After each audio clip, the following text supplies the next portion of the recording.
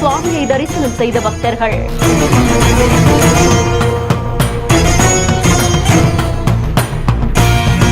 திருச்செந்தூர் முருகனை தரிசனம் செய்ய வாய்ப்பு கிடைச்சா அதை பயன்படுத்திக்கணும் இல்லையா?